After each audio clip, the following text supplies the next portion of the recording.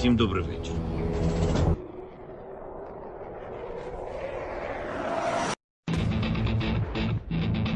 On behalf of the brave, on behalf of every father and every mother who waits for freedom, on behalf of our warriors, and paves the way for a new history.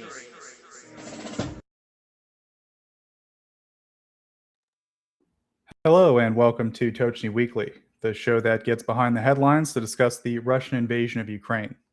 Thanks everyone for tuning in. We have a great show for you today, a lot going on. If you could, please do hit the like button and subscribe to Tochnyi on YouTube. It really helps us out. We also are present on Twitter and BlueSky. You can follow us there for updates, and we also stream on Twitter. And you can check us out on our main website, tochnyi.info. That's where we post all of our really high quality research, interactive maps, and cool stuff like that. So definitely check out tochnyi.info when you got time. Chat, as always, if you have any questions, you can type them in the chat box there, and we'll do our best to address them in the Q&A at the end. So first I'll present the news. That'll be followed by our report on the Russian economy with Stanimir. Then we'll talk a little bit about some data involving Russian airports and airport delays with our colleague Brian. And then we'll get to Q&A. So without any further delay, I will now present the news. These are the main headlines as of May 10th, 2026. First up, we have operations. On the evening of May 7th, Ukraine's armed forces carried out a drone attack against a Russian Project 22800 Kharkiv-class small missile ship operating in the Caspian Sea. The vessel was near Kaspiysk Naval Base in the Republic of Dagestan when it was hit. The ship is designed to carry Caliber cruise missiles, which Russia has used for long-range strikes against Ukraine. The strike on the vessel reduces Russia's ability to fire missiles at Ukrainian territory from that region. Ships of this class are considered among the newer and more advanced small missile platforms of the Russian Navy. Two Project 22800 ships, the Tucha and the Typhoon, are known to be stationed in the Caspian Sea. A third ship from the same class, the Amur, was moved by Russia to the Baltic Sea last October. Ukraine's armed forces had previously destroyed two other ships of this class, the Askold and the Cyclone. Ukrainian drones hit Russia's largest Baltic oil export terminal in Primorsk during the night of May 2nd into May 3rd, setting off fires that were later detected by NASA satellite monitoring at the port. The governor of Leningrad Oblast later confirmed the attack and described Primorsk as the main target. This was the first major attack on the Primorsk export terminal, as Ukraine had been focusing on Tuapse, with the most recent attack there on May 1st. Ukraine has been rotating drone attacks across Russia's oil refining and export system in a deliberate pattern, hitting different sites and then returning to them before repairs can be fully completed. This approach has turned disruptions that once might have been brief into longer-lasting shutdowns and reduced capacity. Each new attack on export infrastructure increases pressure on Russia's seaborne oil income, especially at a time when higher oil prices linked to the Iran war would otherwise be improving Moscow's earnings. Primorsk and Ust-Luga are Russia's two biggest Baltic oil export ports. Together they handle about 2 million barrels of Russian crude per day, which is around 40% of the country's seaborne oil exports. Both ports are roughly 900 to 1,000 kilometers from Ukraine's border. Ukraine's long-range campaign against Russia's oil infrastructure has already pushed Russian refinery output down to levels not seen in several years. In the morning after the strike, a Ukrainian Telegram monitoring channel shared a video that appeared to show a Luty-type strike drone moving through an area of Leningrad Oblast under dark skies. Another monitoring channel posted footage just before 4 a.m. showing a fire in a field and what appeared to be an air defense engagement. That channel said air defenses were active in the region and indicated that the ports were under attack. Primorsk is the endpoint of Russia's Baltic pipeline system and has the capacity to load about 1 million barrels of crude oil per day. Its storage area includes 18 large tanks, each able to hold 50,000 tons.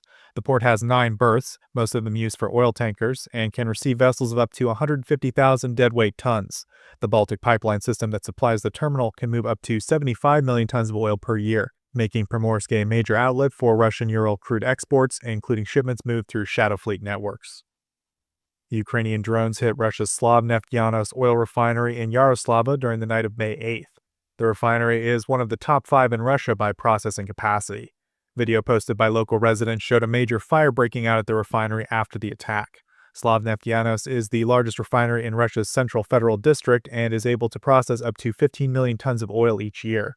The refinery is the main processing asset of OJSC Slavneft Oil and Gas Company. Nearly all of that company's shares, 99.7%, are jointly controlled in equal shares by Rosneft and Gazprom. Ukraine has targeted Slavnefteyanos with drones several times before.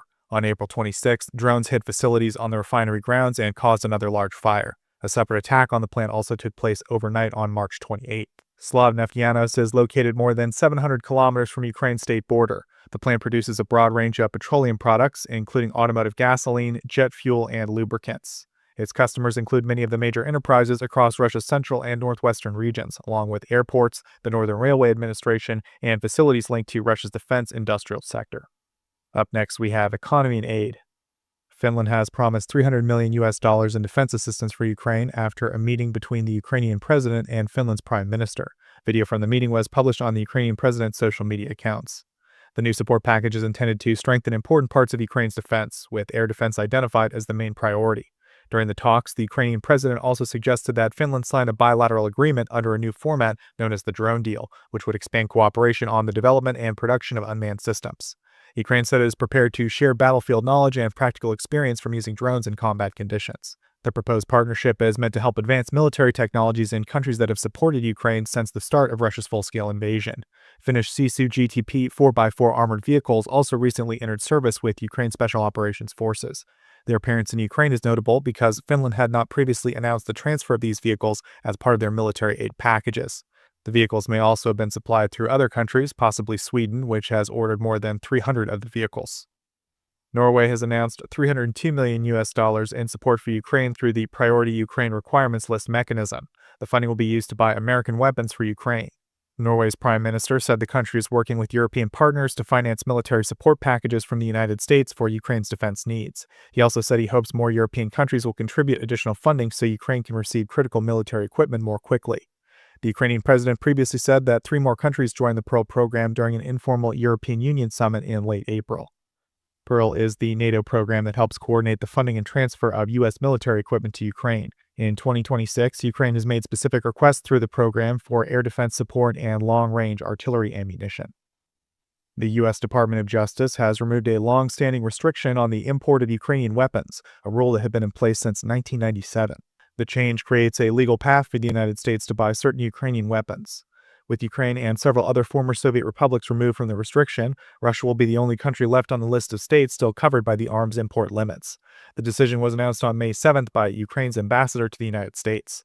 The previous language of paragraph 447.52b directly blocked approval for permanent imports of firearms and ammunition that were made in or located in several former Soviet republics. The list included Ukraine, Georgia, Kazakhstan, Kyrgyzstan, Moldova, Turkmenistan, and Uzbekistan.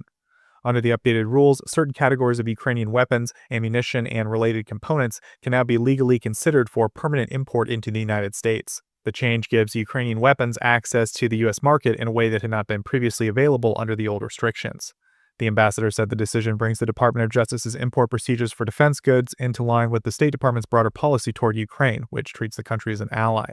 The new process does not mean Ukrainian firearms will be approved automatically.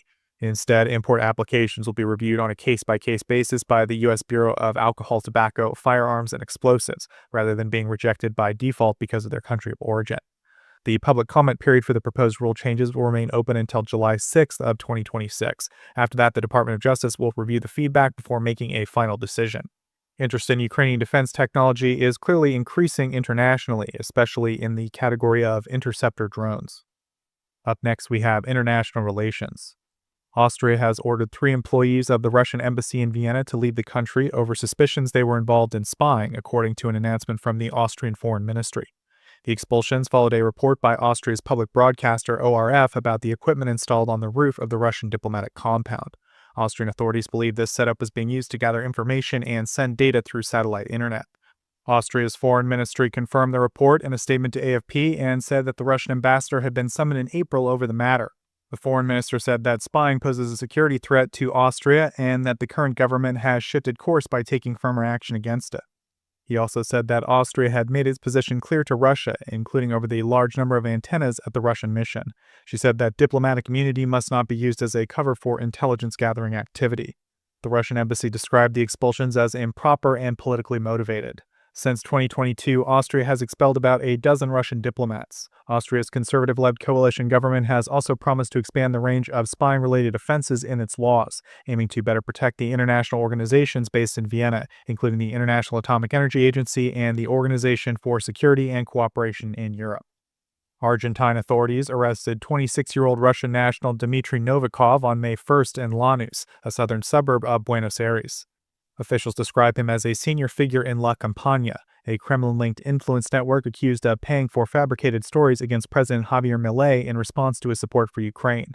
The operation involved Argentina's federal police, state intelligence secretariat, and National Migration Directorate. Novikov had entered Argentina from Istanbul on April 12th as a tourist and had booked a return flight to Brazil 1 week later, although he did not leave and instead remained in Lanús for nearly 3 weeks. Argentina had publicly exposed the network's local cell in June 2025, identifying Russian residents Lev Andriashvili and Irina Yakovenko as its operators. A leaked archive published in April of 2026 by Open Democracy, FiltraLeaks, and partner outlets later showed that La Campaña paid for at least 250 articles and more than 20 Argentine digital outlets between June and October of 2024.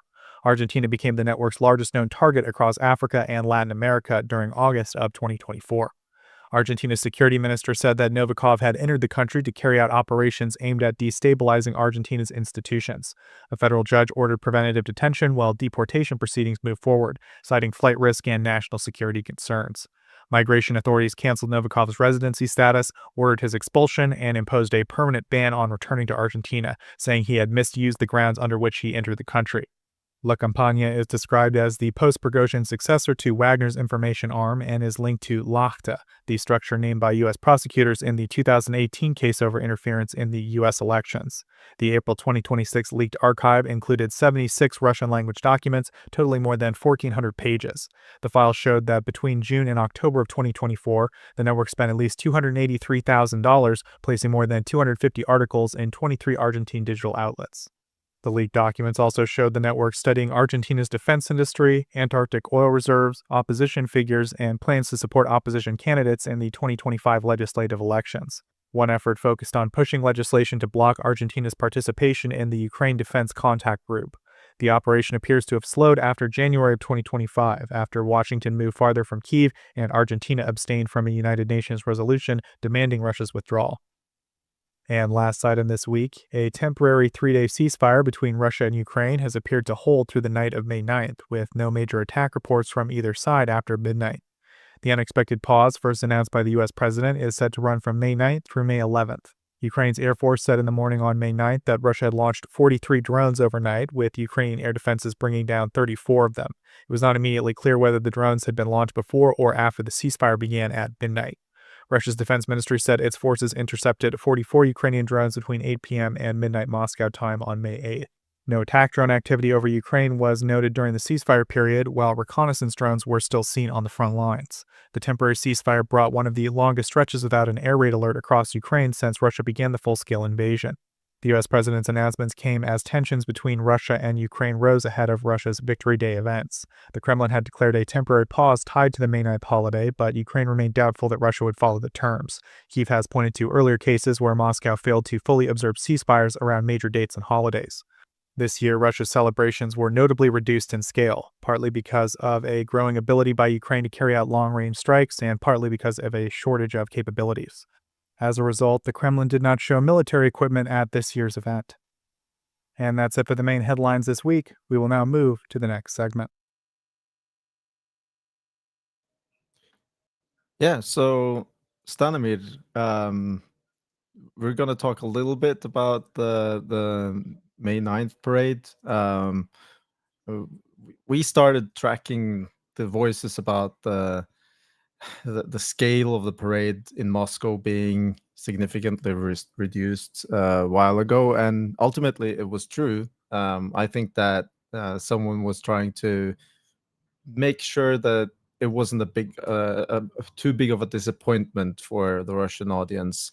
Have you noticed if Russians have been disappointed, or were they all right with the scale of the parade? I don't think they're in the mood for having parades, actually.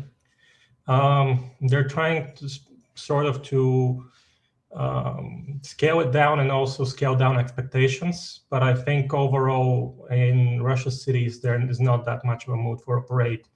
If we look at Veska, I think they identified only 18 regional capitals which had parade with military equipment.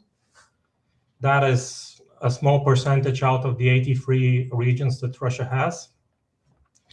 And I think 47 weren't even going to have a parade at all. So it was marked by controversy, by how cringe some of the attempts were to stage sort of a smaller parade. And some of the attempts were to present things as if they're a holiday for someone. I think this case was in Kemerovo, which made news all over Russia, where they were showing a woman who was part of the Immortal Regiment, which is usually people who carry photos of their relatives that fought in World War II. And in this case, it was a woman who was carrying two photos, one of her grandfather who fought in the Second World War, and one of her son who is currently MIA in the current war. So tone deaf Russian reporter said, "Oh, so you're having two holidays now," as if that's some sort of a holiday to have lost your son. But yeah, overall, I don't think the mood was cheerful in Russia. If you look at the military correspondents, they were pissed off because of Zelensky's order right before the parade to ban Ukrainian forces from attacking the grounds of the parade. And it looked like they had to ask for permission from Ukraine to have a parade rather than have a parade on their own. Quite a genius move by Zelensky to post the coordinates, the 4 coordinates, which is basically a grid of the red square. Yeah. And say that the Russian Federation is allowed to have May 9th parade within this this square. Yeah. And also it was limited in terms of who was attending, in terms of the troops there were mostly from the schools that prepare military cadets, even though the cadets themselves from the officer schools weren't there. So they were there from the NCO schools and that sort of military schools. And the other thing is that afterwards, Putin made an attempt to have a show of force, where he had a speech in which he managed to threaten both Finland and Armenia. Especially for Armenia, he mentioned that things were happening the way they happened in Ukraine, and you know what happened there. Yeah. Didn't he suggest that Armenia should have a referendum to decide which side they're going to be on? Yes, precisely. Yeah. I think Armenia has decided which side it's going to be on in recent elections, but he wants to be sure. And when it comes to smaller countries, this is smaller countries that were part of the former Soviet Union.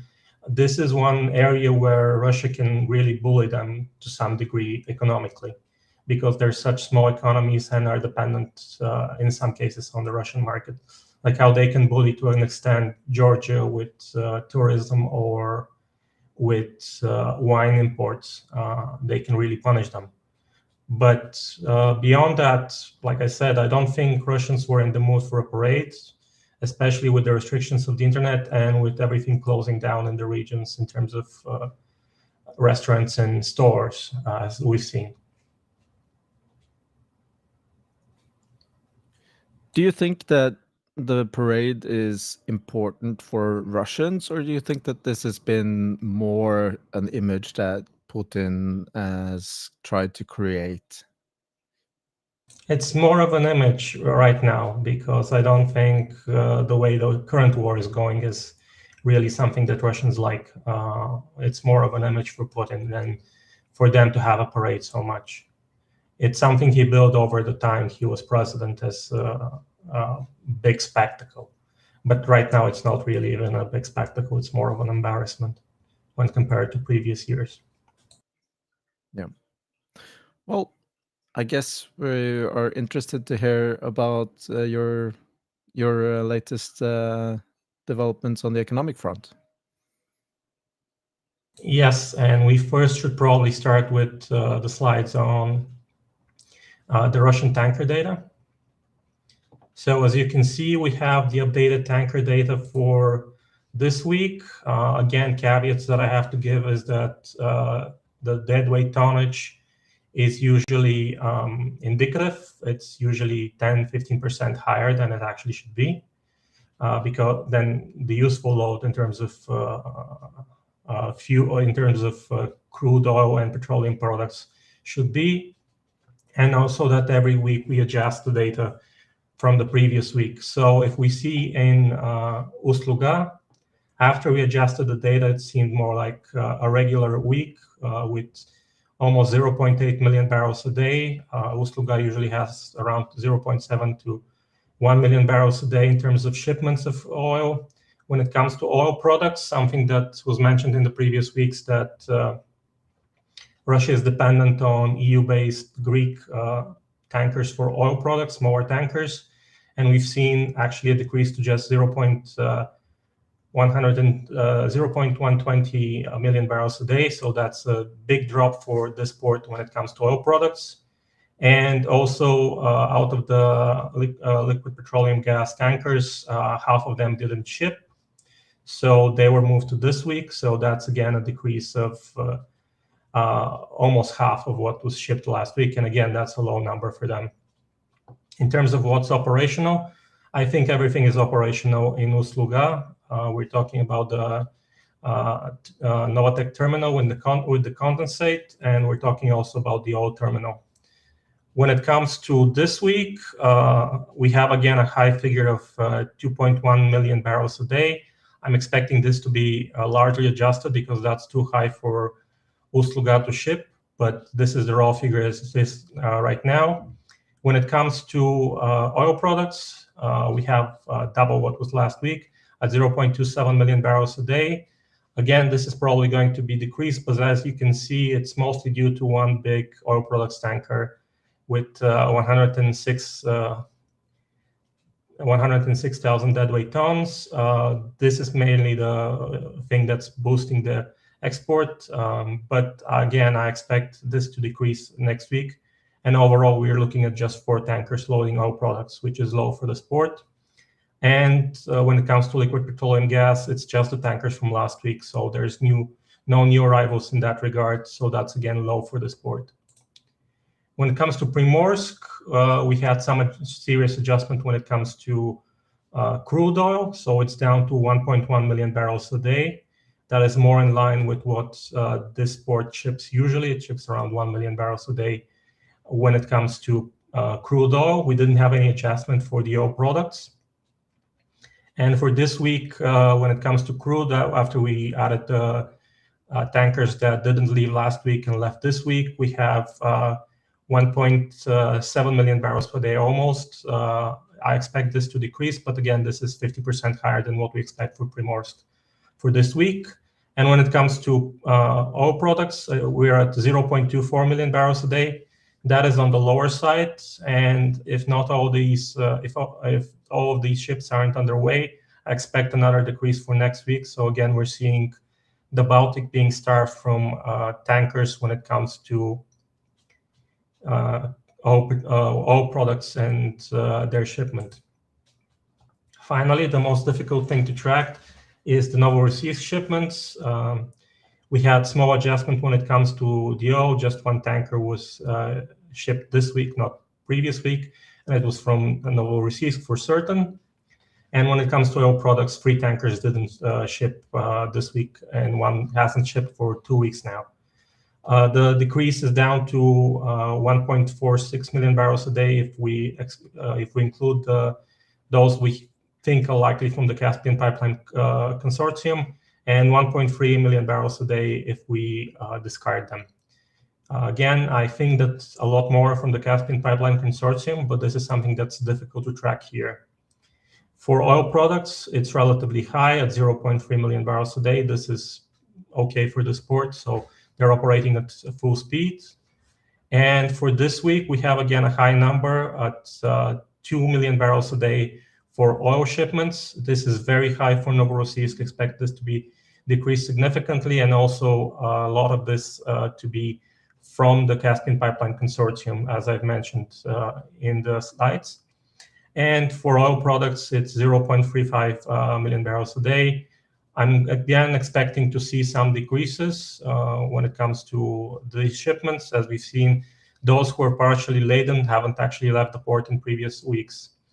And when it comes to adjustment with the Caspian Pipeline Consortium, those which we're certain, it's 1.5 million barrels a day of oil. Again, that's very high for Novorossiysk.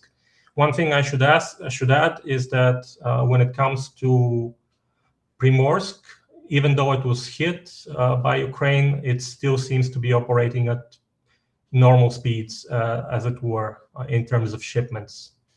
The only thing that might be decreased is maybe the oil products, because some of these tankers might not be underway currently, but it's operating at nominal volumes. So I don't think the damage from Ukraine was high enough to limit shipments there. Then when it comes to the overall Russian economy, and I want to start with some news. We had a sharp increase in the volume of yuan trading on the Moscow Stock Exchange in March. So it increased by 41% compared to 2025. And this is primarily due to an increase in the revenue in foreign currencies of exporters who ship mostly oil, who need to exchange it for rubles to pay dividends. So we're talking about the big Russian oil companies that are shipping, in this case, to China. We also had news from the Russian Ministry of Industry and Trade that the parallel imports ban, which is going to come into effect on May 27th, is not going to affect prices in Russia. I think in this case they're very wrong, because here we're talking about parallel imports of personal computers and laptops. And without that parallel import being prioritized by the government, electronics in Russia are going to jump in price because they don't produce their own computers. The other interesting thing we have this week is that the Russian Federal Anti-Monopoly Service is issuing warnings to experts who predicted price increases when it comes to fuel and food in Russia. And they're saying that this could be an excuse for unscrupulous businesses to rise prices. And I guess if they're officially issuing warnings and administrative bans, now it's become illegal to predict that prices are going to rise in Russia as a way for them to deal with battling inflation, because I don't think people are buying their official inflation numbers. We also had the PMI figures drop for April. For the manufacturing PMI, it dropped from 48.3 points in March to 41.1 points. And for the services, it grows up to 49.7 points from 49.5 points in March. Both of these show a contraction because they're below 50 points. And I have to say that this showed that business confidence has dropped to the lowest it has been in the last 40 months. So we're back to somewhere in the gloomy days of 2022, 2023, and things are getting even worse. The other interesting thing that happened this week that was noted by the Insider is that Yakolev, which is the manufacturer of the Russian MC-21 and SJ-100 civilian airliners, and also a lot of Sukhoi jets for the military, has had a sharp increase in the number of lawsuits filed against it.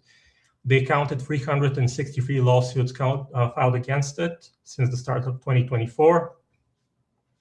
And their total value is at around 21.2 billion rubles.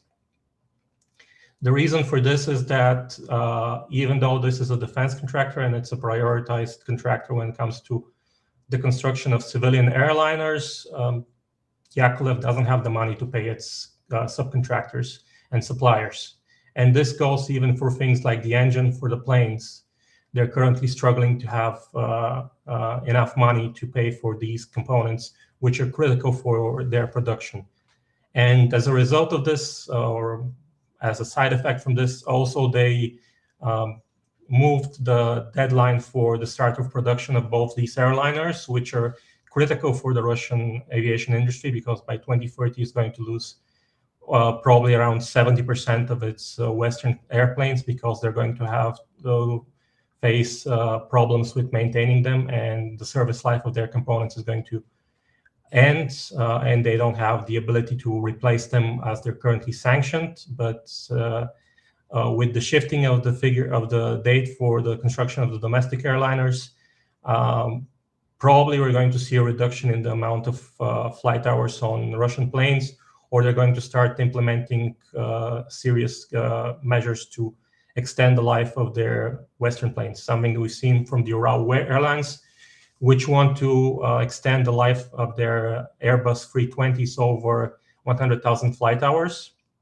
And the expectation here is that by 2030, Russia is going to be receiving something like less than 100 planes of these new types, which is unsatisfactory, because the initial plans for the production was to have by 2030 delivered almost 1,000 planes. That was the initial plan in 2022.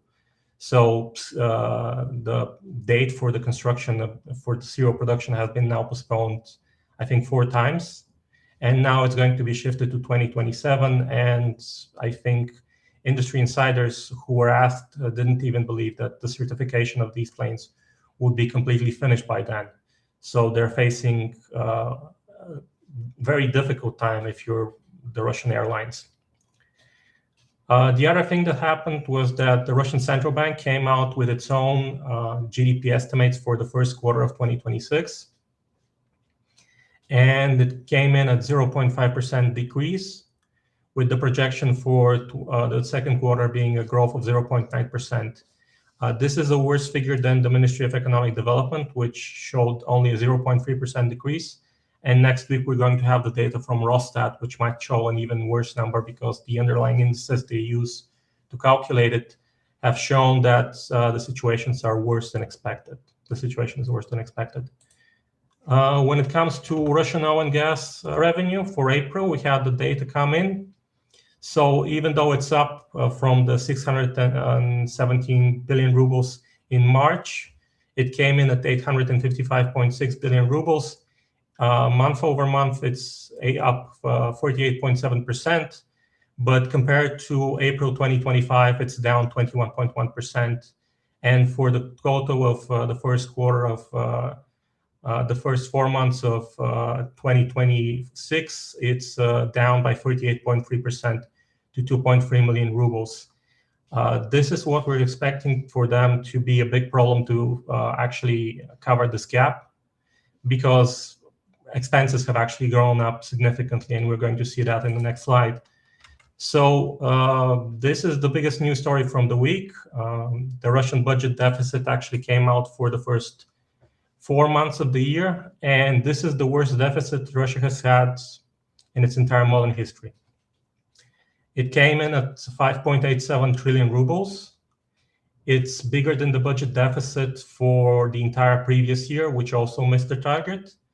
And the other bad thing is that while non-oil and gas revenues were up 10.2% to 9.42 trillion rubles, spending was up 15.7% to 17.6 trillion rubles. So on the one hand, oil and gas revenues are down, which might be reversed because we're expecting higher prices for May. On the other hand, however, all non-oil and gas revenues aren't actually catching up to the spending in the budget. And we also have the other issue that they're expecting the budget deficit for the regions in the consolidated budget to be over 2 trillion rubles for 2026. So that's another hole they have to fill without money. Last week, I think they managed to only write off 114 billion rubles in debt from the regions. And that is just like a drop in a bucket when it comes to how big the problem for the regions is when it comes to their budget deficit. However, as I said, an early warning on the oil and gas extraction taxes for May, because we have the high price for raw oil for April. It was calculated at $94.87 per barrel, and this is almost $20 above the $77 per barrel in March. So the revenue should go up significantly. The oil extraction tax should be around 21,300 rubles per ton for the next month, based on me eyeballing the USD exchange rate. And also I have to say that this is probably double last May's oil tax of 11,664 rubles per ton. So they would have a significant growth in their budget revenue from oil and gas for next month. So they might close a bit of that hole in terms of the deficit. But if spending continues like this, they'll need something more than just increasing oil and gas revenue to this extent. And the final story is that in April 2026, Russian Railways actually saw an increase in its loading by 1.9%. For January to April, the loading is still 1.9% lower than 2025, but the growth was primarily due to coal rising by 9.4% in terms of loading, grain increasing by 80%, and non-ferrous metals by 10%. For coal, the increase is due to a lot more purchases of coal from Russia by countries which were more reliant on natural gas, and now there's less LNG due to the conflict in the Middle East. And for grain, it's mostly because the grain regions which exported grain in previous years had a bad year last year. We're talking about the southern parts of Russia. So instead, they had to rely on the central region and also the Volga region and the Siberian region, the federal districts, that is. Those required a bigger movement of grain by rail, and a lot of exports of grain by rail instead of by ship, as it usually happened from the southern regions. So that's what led to this astronomical growth in terms of grain loading. When it comes to banking, I have to say that in April of 2026, retail loans in Russia grew by 4% month over month and reached 967.8 billion rubles. Compared to April of 2025, the growth is 47%. However, I have to say that the growth from February to March was 24%, and this indicates that we might have reached the limit of the recovery of Russian retail lending in 2026, at least for now. And this may be the level at which we're going to see retail loans for the next quarter, until there's maybe a different change in terms of macroprudential measures or a bigger drop of the interest rate. Also, in terms of auto loans, there was a decrease by 3% in 2026 April. There were just 108,000 loans, and in terms of rubles, the decrease was 5% to 162 billion rubles. This was partially due to the high level of March. Again, we're talking a decrease month over month, but also due to the central bank tightening the requirements for borrowers. So compared to 2025, however, they're up 43%, showing a general recovery in terms of car loans and also in terms of car sales. And the average size of the loan decreased by 2% due to the average used car loan decreasing below 1.39 million rubles, whilst for new cars, it still stayed at 1.53 million rubles. And I have to say that 70% of the car loans in Russia are in the range of 1 to 3 million. So they're not buying very expensive cars. They're buying the cheapest thing that's on the market.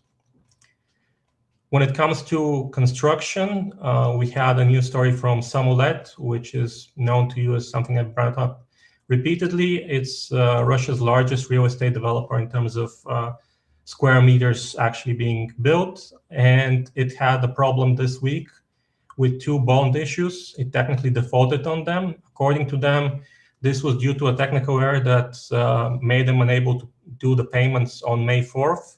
So they paid them on May 5th at around 1 a.m. But if you're a real estate developer that asked the government for 50 billion rubles in a bailout loan and you start having technical defaults on your bond issues, it's not a good look however you slice it. So I think we're going to see more and more of these technical defaults when it comes to the Russian real estate sector, and especially from Somolet in the future days. Also, we had a reduction in the number of comfort class apartments in Russia. So they decreased by 23.6% to 127,000. And they also decreased the number of business class available apartments by 26.7% to 87,400. What increased for March was actually the luxury apartments that were on offer by 12.6% to 46,800. And this is mostly because when it comes to the luxury and premium apartment segment, they're still seeing sales and they're still seeing a lot of demand.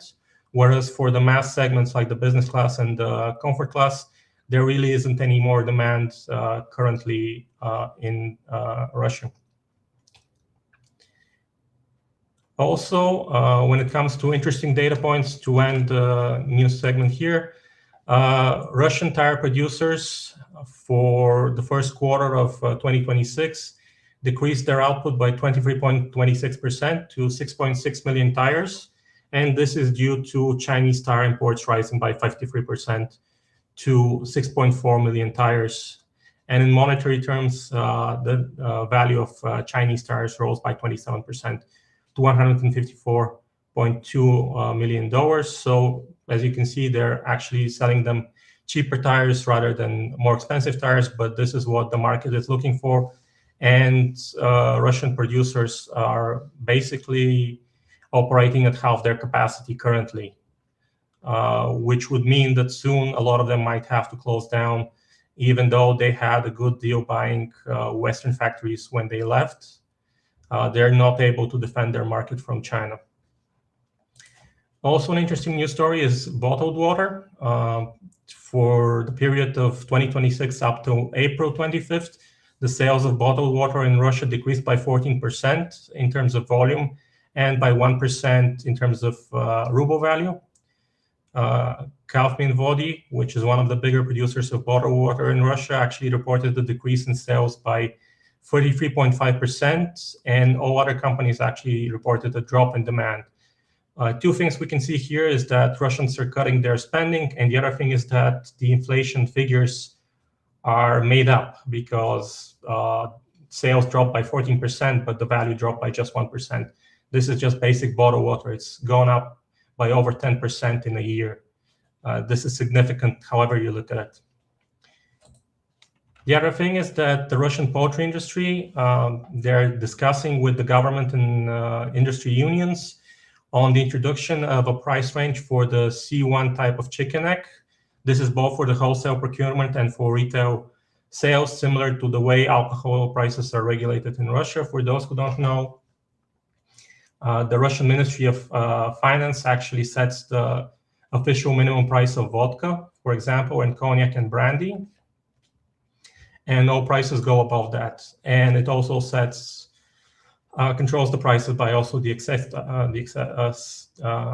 tax.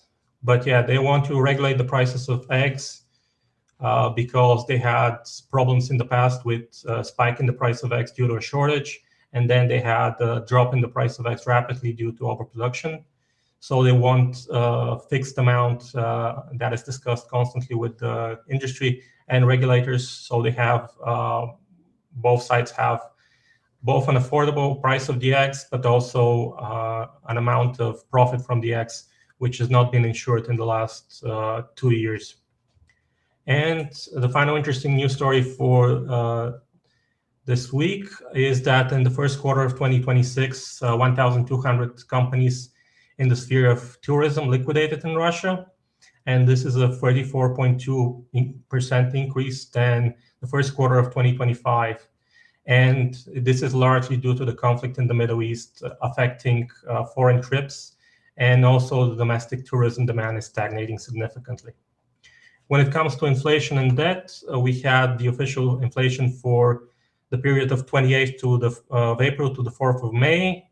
There was actually a deflation of 0.02%. For May, the prices dropped by 0.01% to 3. And for the year so far, they dropped by 3.19%. And the reason was a drop in the prices of fruit and vegetables by up to 11.6% for some items. Even the price of Southeast Asian vacations actually rose this week rather than decrease, but the decrease was this week more genuine because it was caused by actual food stuff. We also had 2 auctions this week. In the first auction, they managed to sell 47.8 billion rubles. The yield was 14.11%.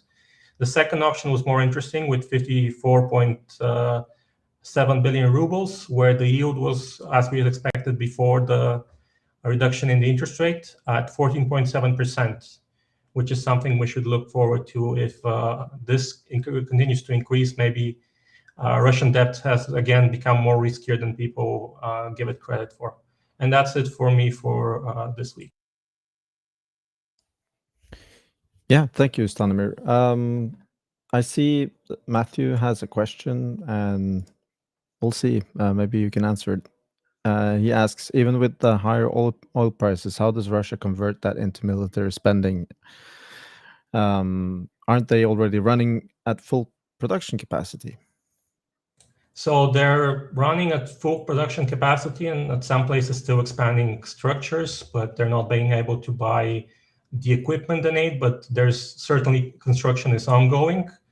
How they can expand it is they can basically start giving their defense contractors enough money to pay their suppliers, which is a big problem in Russia right now. State defense contractors aren't really paying other companies on time.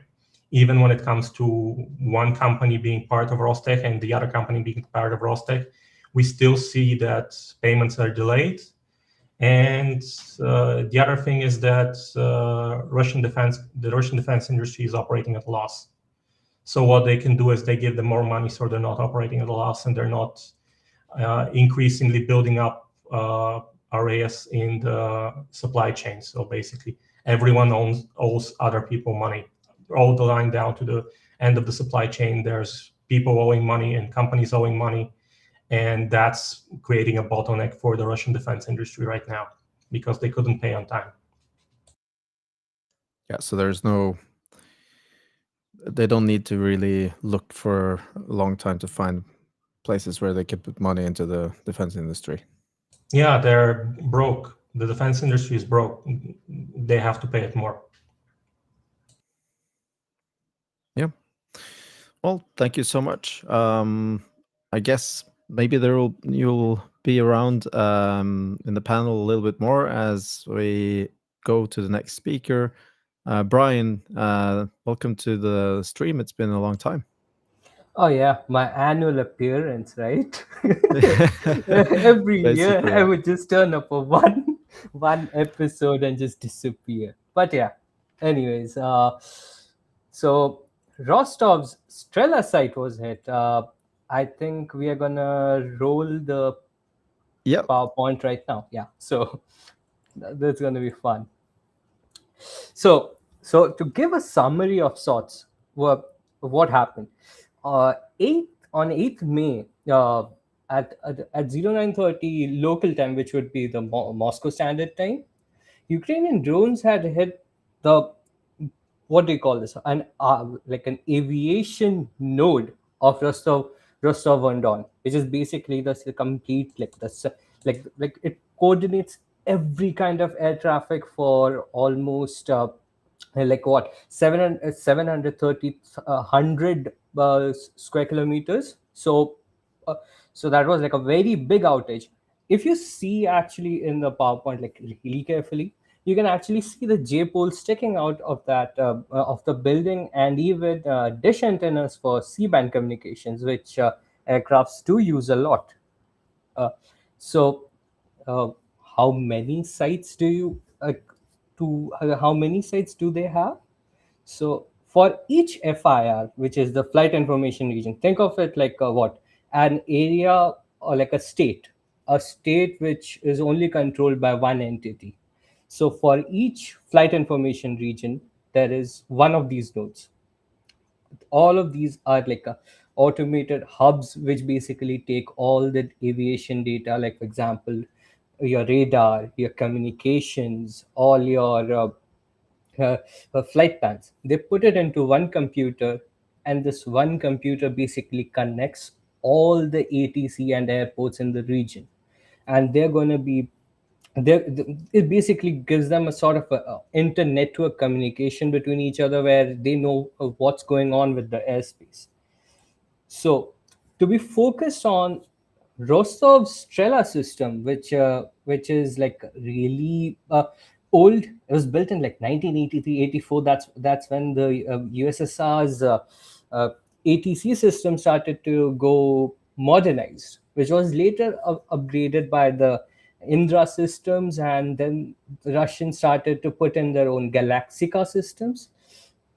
There was not a lot of difference in terms of from the old times to the new times, where they're just going to be able to like route audio and flight plans more faster. So uh, so what happened basically with respect to Rostov's main node going offline is this. Wait, I'll just. So I'll most probably be sharing my screen in a minute. So yeah, okay. So this is the where you see Rostov na Donu. That's basically Rostov's airspace. That is controlled by this one single ATS system, automated system. And when you close in on these flight information regions, you're going to see these green lines. Those are called sectors. Each sector is handled by a different controller, but all the data is centralized on in one, the Stellar system over there, which got hit. So what was the aftermath, you might ask? So what happened is, apart from Rostov's airport being completely shut down for a few hours, after that, I think what basically happened is Putin threw a hissy fit that like a very large chunk of southern airspace is basically going to go offline. Not going to happen under Putin, right? So a few measures came into place where they're going to allow only 17 aircrafts per hour, 17 aircrafts per hour into an airspace that is basically your entire southern region. That's going to be very hard. And along with it started these, what do we call as waypoints. So think of waypoints like quest markers in a video game, right? So you have I don't know, like I zoomed in and it literally says based. Okay, so I went with the video game analogy. So these are like quest markers. So for example, flights, they do not have markers in the space. Okay, if you're seeing a marker on the space, that is most probably an UAP that you saw. So so these quest markers, these like what I have drawn over here from Moscow to Rostov. Okay, so there are these waypoints where it's written Gimki and Amdel. What the Russians put in is, you have to cross this certain waypoint. For example, let's take Amdel. You have to cross this certain waypoint within 5 minutes. You can be +5 or -5 of the given time, because what the thing with Rostov is, because you have lost the entire commercial radar picture for this entire section. Okay, for this entire highlighted section, you have lost all kinds of radar coverage, because all your radar sites go and feed into one site which is centralized. They have just lost it entirely. They cannot see anything. Sites cannot communicate with each other now, and you have to basically revert into 1970s not 1970s, it's like 50s or 60s protocols, where you have to make sure that the flight is in communication with you all the time, and you have to like be able to call out waypoints. For example, like you have reached Amdel at what 0930 Zulu time, and that's the level of cooperation that is needed between these flights. And if you think this is a very small airspace, it's not. uh, it's really large. It's like the southern entry point for all the flights that enter into Russia. uh, I think I'm going to switch to flight radar to show you actually like how it happened live. Okay, just give me a minute. And I assume also there's a lot of Russians that travel to holiday destinations in Turkey, etc. that Yes, got delayed. Yeah. they have to be routed by Kazakhstan. So it's a very sad thing. So okay, so we are at like what 8th May 0230 UTC. That's when there was reports of drones coming into Rostov-on, and when you like go to the 0600 UTC, you can see all the flights are clear from Rostov's airspace. This entire region, it does not have any flights. That's when the flights were all shut down because of the site being hit, the Stella site being hit. It continues on like that for almost a day, and on 9th, same time, flights start to trickle back in. You can just see these few flights. What happened is the Russian civil aviation department issued a notam where they said that only aircrafts that are going to Russian origin destinations, for example, you can see Moscow, uh, MRV, Sochi, all those can only fly over the Rostov flight region, and all the other international flights which use the southern corridor were completely rerouted through Kazakhstan. They had no way in because they could not see what was going on. They could not receive any kind of flight plans.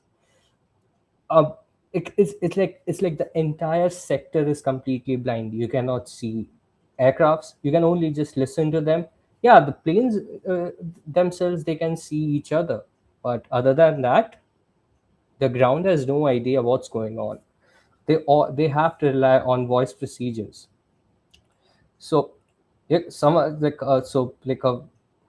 gonna ask like how many of these sites are there uh, like in the entire Russian airspace. Like Russia is not small, right? Russia is like really large. So like I'm gonna show you this map, which is basically, this shows all the Strela equivalent sites in the entire Russian region. You knock one out, this one entire sector goes blind. For example, if you hit Rostov, which was struck on 8th May, went blind. Now, if someone happens to hit Moscow is basically going to lose its entire civilian air infrastructure for a while, where they have to limit flights or maybe cancel, because we saw a huge amount of flights being cancelled, like around 200 flight cancellations, were 377 delays by midday. and and the funny part about this is this this was this was by design. This was the entire centralization of the system was from the Soviet era. They did not think, hey, someone might strike our nerve centers of sorts, because these are basically what one single node which is basically talking to everything. This network basically is like what internet for radar sites and all the voice data that is going from sector to sector. And now with everyone blind in the region, that's going to be a very big problem. And you can see like even on flight radar to this day that like there are no flights that are going near the Ukrainian region. I think there's a question by someone on YouTube. Can I answer that? If someone can Yes, flash, obviously. yeah. Can someone flash it? So, so the difference between military radars and civilian radars is like what? Military radars are going to be able to tell you what is the size of an object, what is the bearing it's heading on. You cannot use that for civilian. You cannot use it for civilian systems because civilian systems are dependent on something called secondary surveillance radars. What does this radar do? This radar basically sends a signal to a plane where it says, hey, where are you, what are you doing, and what is your, and some more data in that as well. So like I cannot go into complete depth of more uh, data. So that does not happen with military radars. And the second thing is military radars won't be able to feed into civilian systems because the data format is going to be different. And second, how are they going to be feeding it when their entire network is down? You cannot send screenshots like it's like flight radar 24. You're going to just take a screenshot of a radar system and just send it to ATC and saying, hey guys, I see the planes over here. No, you cannot do that. So those radars inherently are completely different nature, and they are supposed to work completely different. There is no way you can just put a military radar in a civilian installation and call it a day. Good question though, because I knew some are gonna have questions like these where like military radars be used or not, and no, they cannot be used because it's not possible, and there's no network to feed it. Anyone else with any questions regards to this? I guess also military radar operators are not trained to comply with civilian air, Yes, civil yes, air traffic. Yeah. yeah, they cannot handle the amount of traffic that is coming their way. In a military airbase, maybe in a day you're gonna have 10 to 15 flights, or if you are in a war zone you're gonna have 30 to 40 flights. But again, those are military flights that they can land in a short runway. If you have an incident, you already have plans for it. But for civilians, you do not have that. There is no comfort in regards to that, because this is something that the FAA tried to do during its shutdown. They said that they're going to bring in military ATC controllers, and that plan was immediately shot down because when they saw the amount of flights that are landing in an airport in a single day, they're not going to be able to handle that. That's the And then obviously, why did Ukraine hit this? It's supposed to be civilian air traffic only. But I've seen numerous reports about Russia utilizing civilian air infrastructure for the war effort. Do you think that has something to do with this? yes. So let's take we're looking at Rostov itself right now. So let's say if a flight is gonna pass through that region to, let's say, carry out sorties in Dnipro, they need to talk to the controller saying, hey guys, this is a call sign, flight of 3, and we are moving through your airspace, and we need a, like, what do you call this, a gap, or we need vectors to basically be able to execute our mission. And with that knocked out, you have no ability to like talk to each other in terms of where uh, where it's like what, military planes also fly with civilian planes at times. This airspace is not closed under war. So that's going to be a mess because you are not able to see where each flight is. You cannot clear them apart because you are just dependent upon an aircraft reporting its position. And if a pilot is slow to report a certain position or forgets it entirely, it's going to end up bad, very bad. But do you also think that Russia has been using the civilian air traffic mainly to transport personnel and maybe also some equipment towards the front line, and Rostov obviously being one of the nodes for Russian logistics? That would be an interesting target, no? Yeah. So when you hit a site like this, you are hurting everyone, regardless it's military or civilian, because you basically have rendered an entire large sector blind. There is no way that you're gonna see anything. It's just blind. And with military flights which need a bit of, like, for example, let's say an IL-76. An IL-76, if it enters into the Rostov region, it's going to talk to a minimum of three sectors, the green lines that we saw on the map, on the black and white map. So when those sectors are not able to tell each other, hey, an IL-76 is coming your way, you can give it your next vectors or next flight plan route or whatever. They're not going to be able to communicate it, and it's of course going to slow down like anything related to the war effort in that region. Yeah, thanks. And yeah, did you want to add something? No.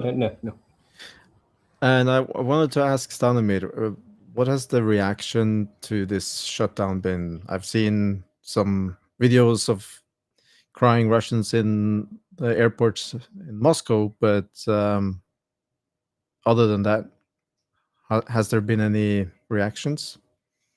Well, I have to say that at the same time, because of Ukrainian drone strikes, Moscow's airports were closed down for 24 hours. So they had to cancel around 100 flights there. And that was the reaction you got from people crying. But you also, in the south, one thing I have to correct Brian, I think the strikes were at 4 or 5 a.m. in the morning on the facility. At 9 o'clock came out the official notice from Rosaviatsia and the Transport Ministry. The response was that they started looking for buses and railway trains to move people around because they expected they weren't going to be able to move anyone around with planes until the 12th in any capacity.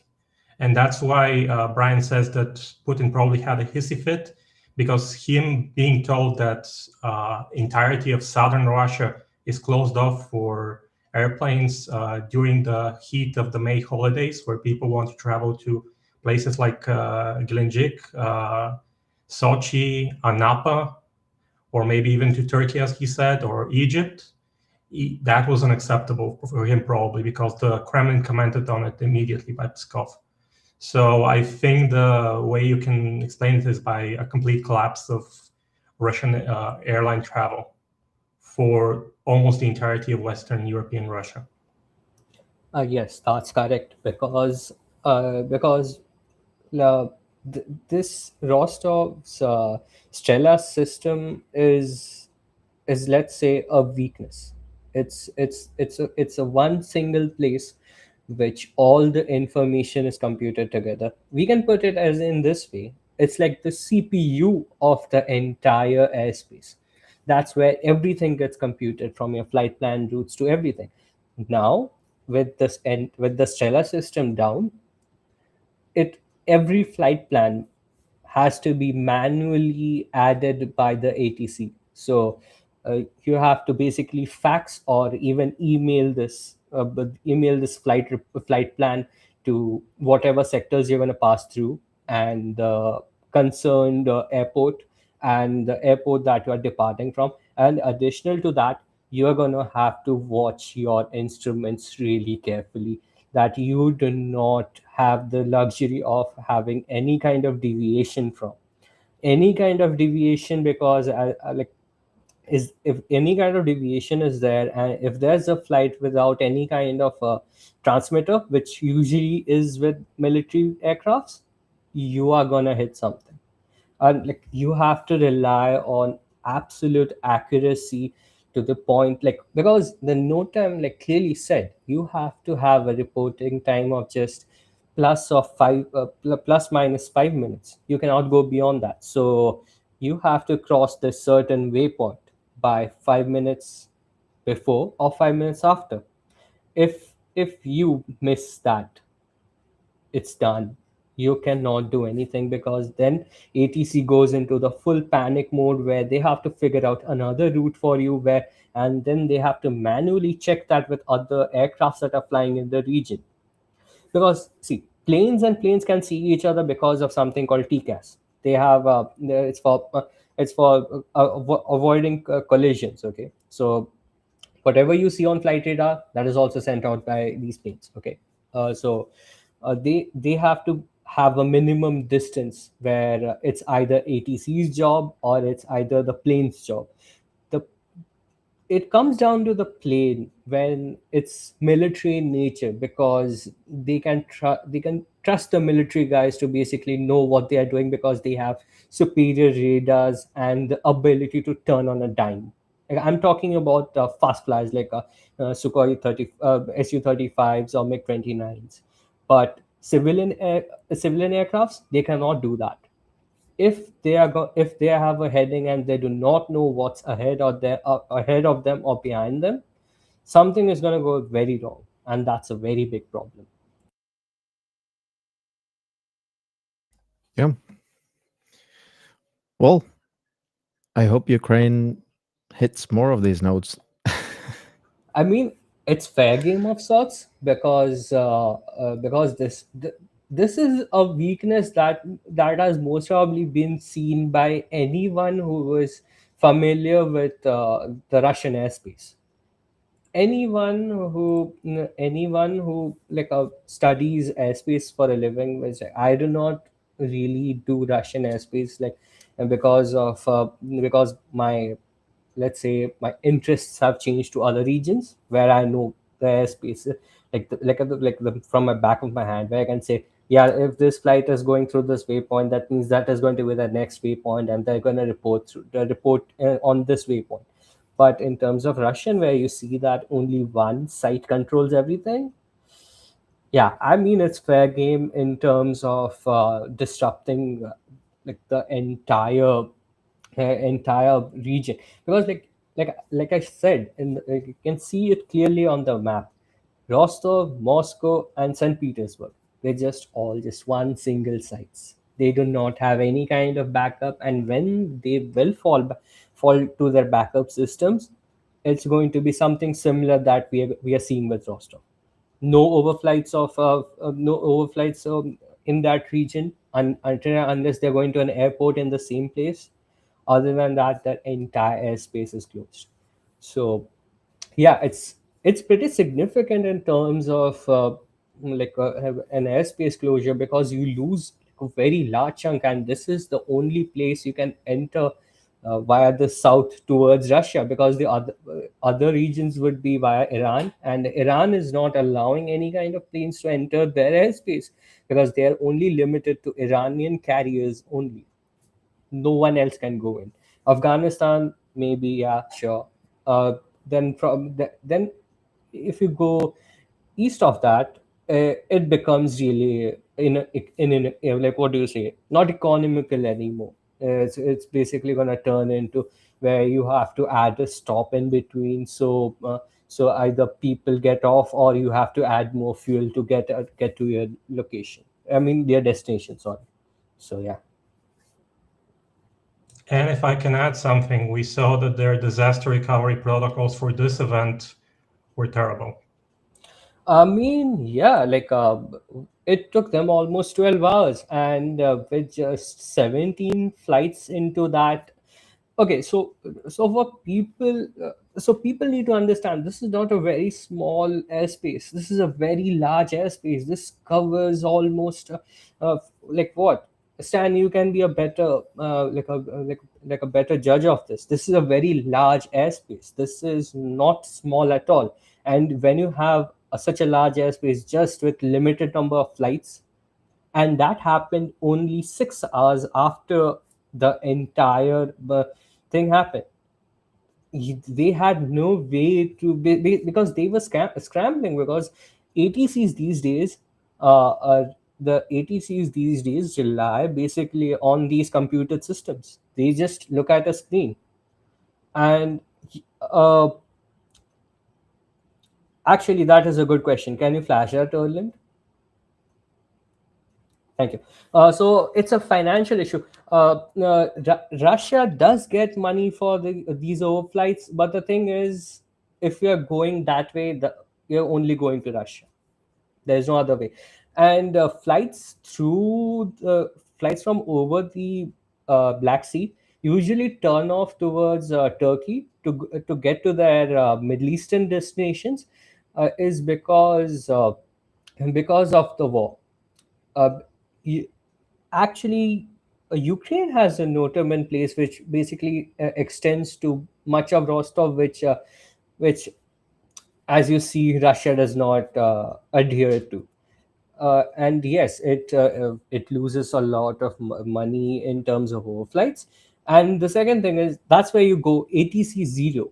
That means ATC services are degraded. We cannot help you. You are on your own. You just need to put in a flight plan with us. We are going to approve it if it's overflying our region. But after that, other than that, we cannot provide you any services.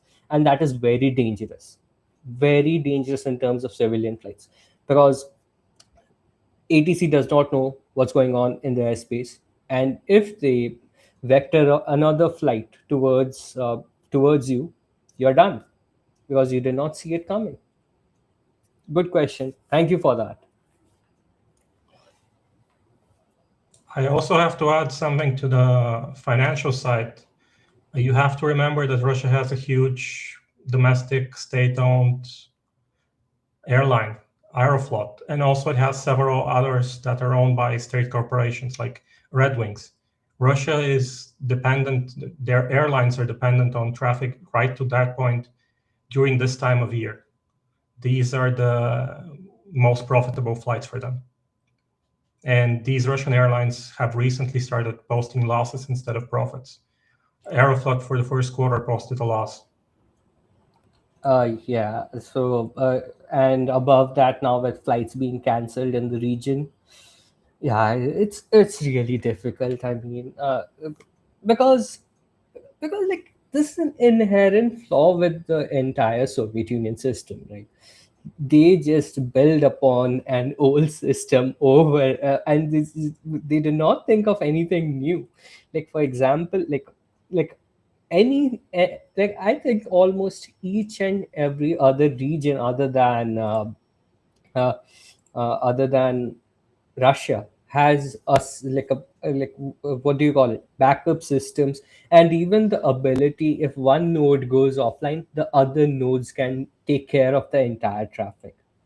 Uh, uh, but with Russia, with sanctions in place where they cannot use satellite systems to their complete mass extent. For example, let's say now if Rostov even goes offline for their VHF, which is used for air communications, they could have relied upon C-band or C-band like the Inmarsat or the Iridium satellites, but they do not have access to these things because they are under sanctions and under ITAR regulations. They cannot access those. And Russia does not have a competing constellation where it can deal with this amount of traffic. Like for example, this entire large chunk of airspace going offline. That's just like, I think the reason why why Putin might have thrown a hissy fit over this entire thing is a large chunk of my airspace is closed because one site got hit. It was not anything. It was not anything where it was coordinated or anything. It was just one precise strike that took my entire airspace up. And yeah, if I was him, I would be pissed because this just shows that like I cannot. I like my entire system has just gone like I don't have let's say a PG-18 friendly version for it for that word. So yeah.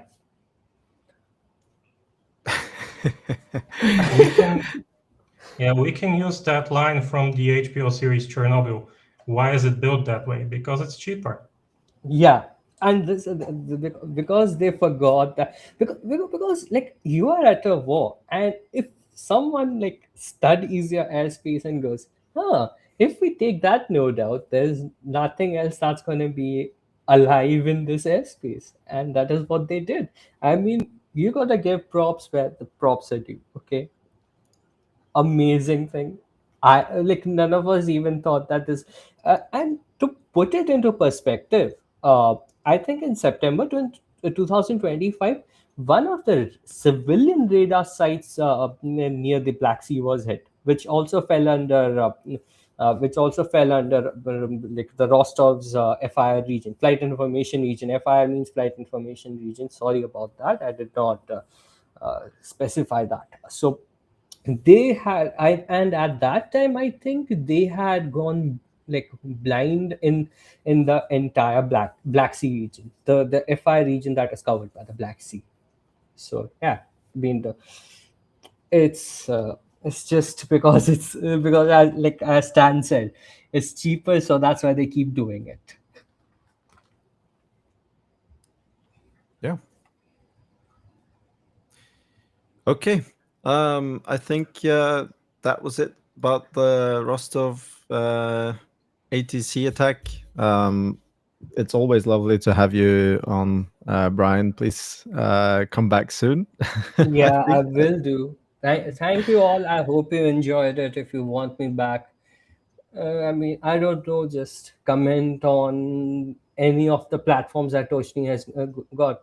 Maybe I will do another thing, maybe another let's say a segment which you guys like. Maybe related to satellite imagery, or if you like more of this aviation stuff.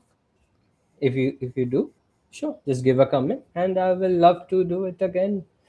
But yeah, I think it's time for others to speak, and so I shall shut up.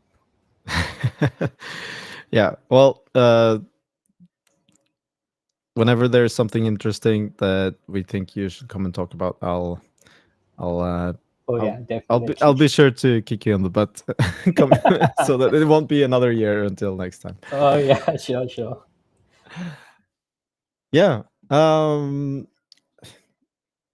Well, if people want to ask Colby any questions, you sure better put them in the chat now, because I think Colby is going to be away for a fairly long time from the stream very soon. And in between now and then, I will welcome Matas from Andrew's basement.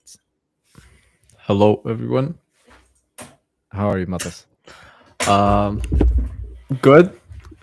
Could be better. But yeah. How is the ceasefire going in the basement? So the ceasefire is really noticeable. It should have been like a really easy day today, but one of our members decided for it not to be, so it was a harder day than it needed to be. How does that happen? Backlog from other channels. So the day that, or the few days that you were supposed to have a break, someone decided that they would do backlog, and yeah. So it should have been an easy day. So like, if you count like 100 videos, that is like a really easy day right now. I think it should be attributed to other members in the basement that were able to produce these tools so that we could do our work faster. Because when I joined the basement, 70, 80 videos per day was like, we were dying from the workload, but now 100 videos is easy. We kind of forced ourselves into a predicament.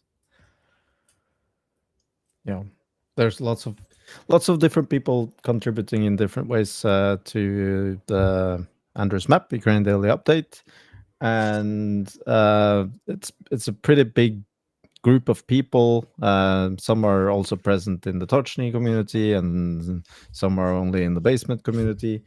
Matas has been with us in the basement for how long? Over 2 years. Over 2 years. And Matas is kind of the reason for why we decided to do a fundraiser, right? I was kind of forced into it. For you, The you forced us into it.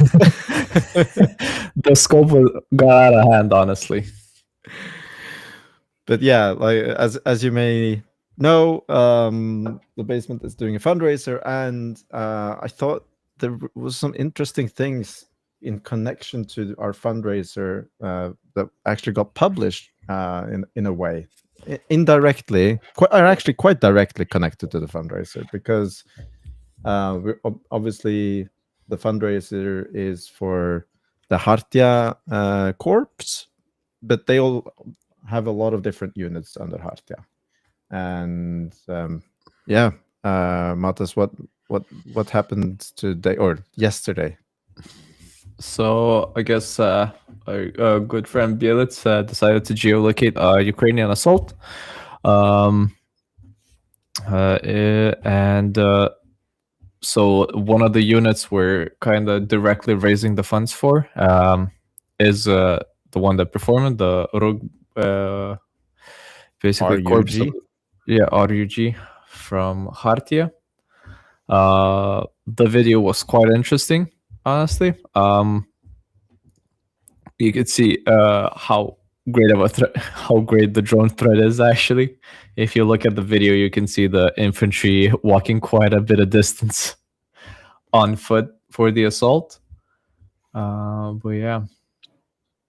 Yeah, it's a pretty long video. I don't know if you can show the whole video, but it like a lot of people think that the war is only drones now, but there are also infantry movements happening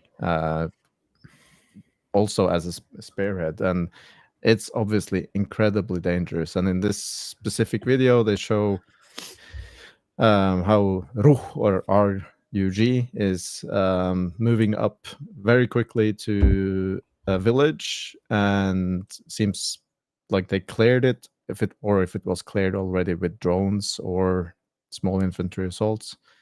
And they moved past that village and pushes the Russians back, which was interesting. And coincidentally, they posted this video now that we're doing the fundraiser, and they don't really post many videos, so I guess it was kind of lucky for us, so that we had something to geo, and also a little small positive news from the front line, because there's not, I mean, I don't remember the last time the Ukrainians pushed the Russians back in this area of the front line. This is obviously northeast of Kharkiv, in the area of the Vovchansk offensive. This is not in the Vovchansk area, maybe, but it's yeah, okay. Andrew is gonna bitch at me, I think. Andrew, welcome. Hello. Am I saying very bad stuff? Since No. okay. I just wanted to say some stuff about this assault. Great. This area that they attacked is an area that Russia captured, I think, in 2024. So they've had it under control for a while. There is some interesting stuff about this. So this area at the front, we don't get that much info from here. All of the units here are kind of on the more professional side. They don't publish as much. They don't need to raise. I don't know. Anyway, they don't publish as much. So, if you look to a little bit to the east, where on the other side of the river, a little bit to the east, how this area is like kind of oddly complicated. We got this because I think Achilles published a map, their most recent map. They published it in one of their videos. Okay, and it's their map stopped at the river, so like kind of everything east to the river is their most current map.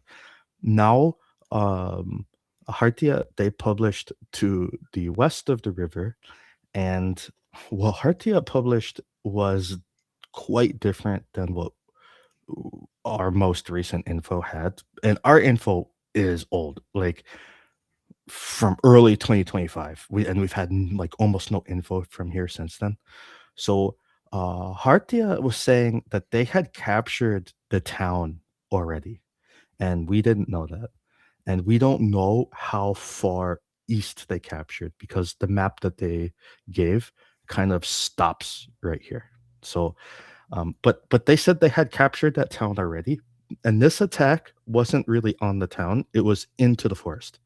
And they say that they captured these positions within the forest, and that's pretty cool. So they captured two positions. One is in that forest to the north there, where you see the fighting icons, and then there's another area of the forest a little bit to the west, which they did not show footage of, but they claim to have captured. If you zoom out and to the northwest, there, yeah.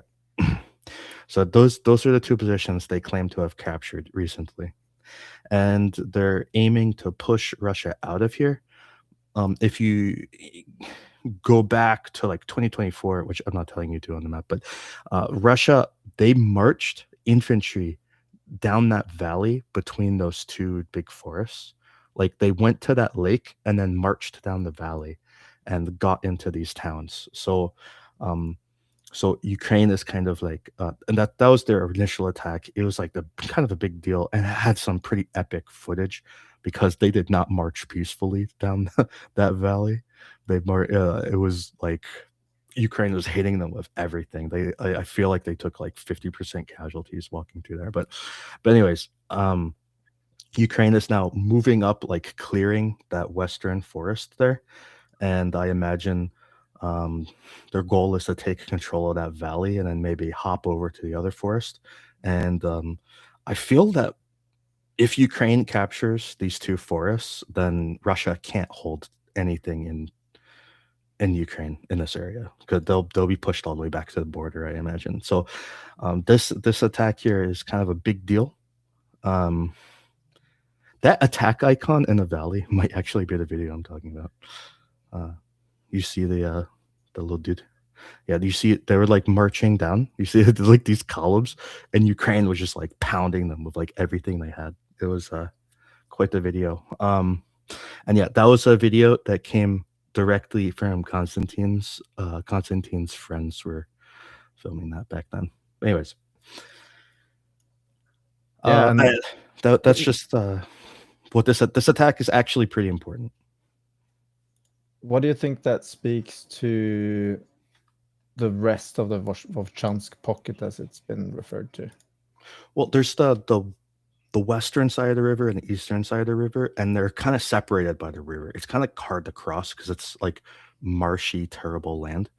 I guess once you like move up to the border, there's that town that I can't remember. Oh, was it Ohertsa? I can't remember the name. Ohertseva.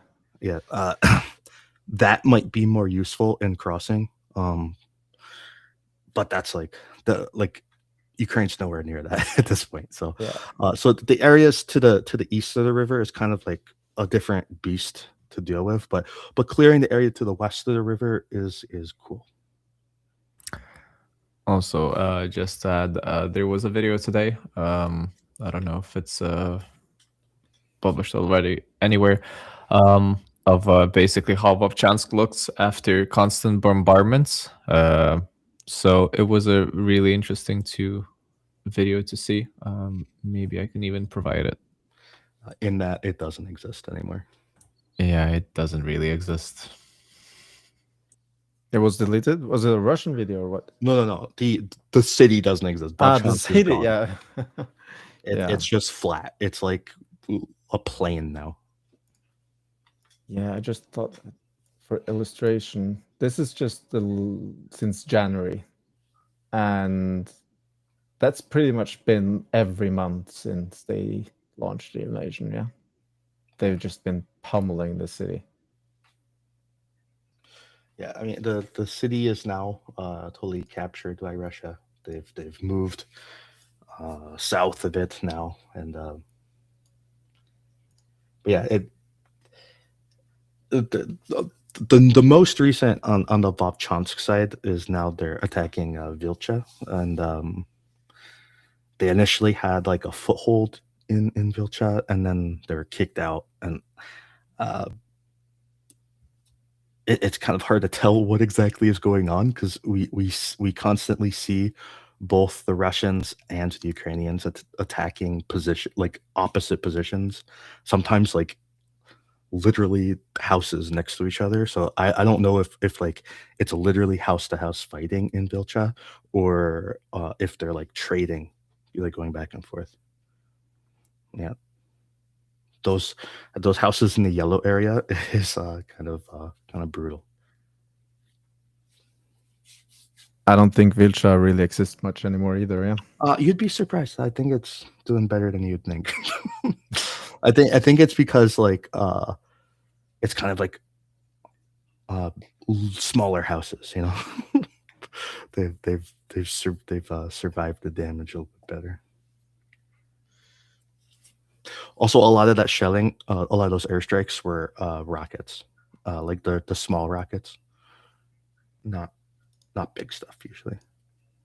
Well, but there are bombs too. But a lot of it was rockets from helicopters. Yeah. What do you think about this video, Andrew? I mean, it's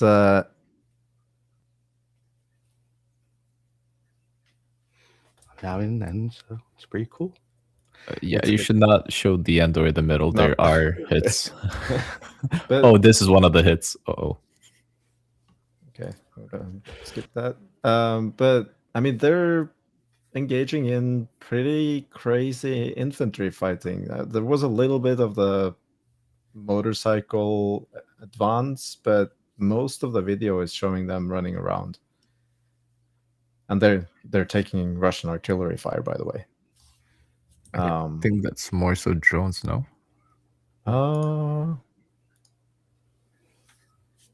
Could be a drone as well. I would imagine it's a mortar. Yeah. But yeah, it's interesting. It's nice seeing Ukraine clearing out this area finally. Ukraine needs to push Russia back to the border here, because it's at the end of the day, once you establish that border presence and you can push, Russia out of there, and maybe even push them away from the border back into Russia, like it kind of diminishes the number of forces you need in this area to defend it, and then you can rotate more forces to other areas to defend like Slovyansk or whatever, and that's just ultimately what Ukraine needs to do is shorten the front so they can have more troop density in the important areas. And it's also interesting to see the Colombian flag. You see it?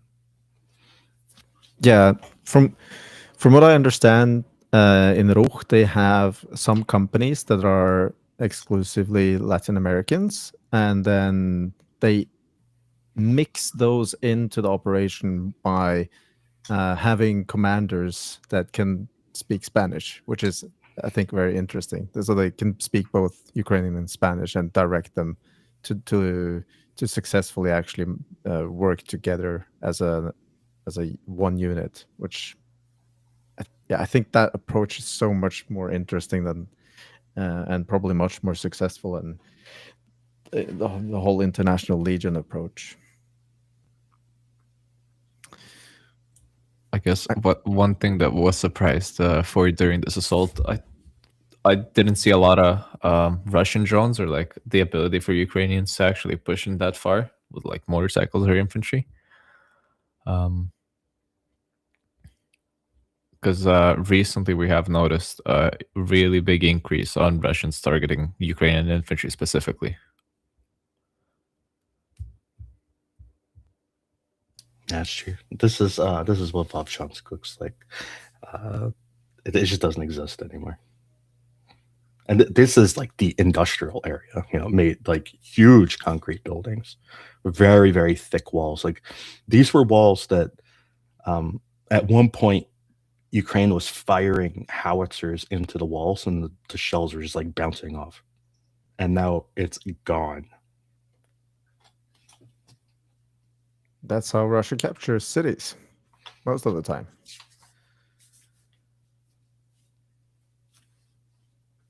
Yeah. And I mean, this is such an important area because it's the big, defense of Kharkiv is basically happening here and here. And this is also an area that we don't know much about, right? Yes. Yeah. We get limited footage. And the footage we get is not stuff that gives you information about the front. They very carefully curate what they publish. So it's like, we dropped a bomb in a random forest that you can't find. Like it's things like that. But getting like really good information is rare.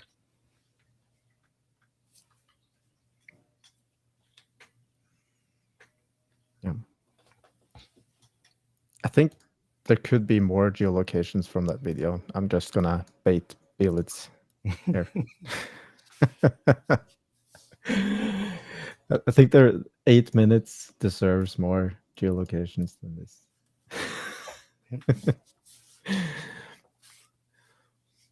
But yeah, what should the folks do, guys? Well, we're trying to raise money for vans. We want to. I mean, the vans are, from what I understand, primarily geared towards moving sensitive equipment around. And I don't know if you want to get into the detail on what you think a sensitive equipment is, but well, drones, UGVs, communication equipment, stuff that shouldn't be on the back of a pickup truck, basically. Yeah, you don't want it to get damp and dirty. So yeah, it's like we think it's important to support these guys. We know that generally speaking, the way Russia works is they attack a place like a brigade or whatever size unit you want to say. They attack them over and over again over a long period of time to attrit them down. And at first, Ukraine can withstand it, no issue. But as they get attrited, they eventually reach a point where they can no longer sustain the combat operations at the degree that they need to. And then they have to either hollow out their positions where they don't have enough infantry to hold, or they have to choose which positions are worth holding and which they give up. And this is how Russia eventually can advance and make a some sort of small breakthrough, whatever you want to call it, where they move substantially or capture an important town or whatever. So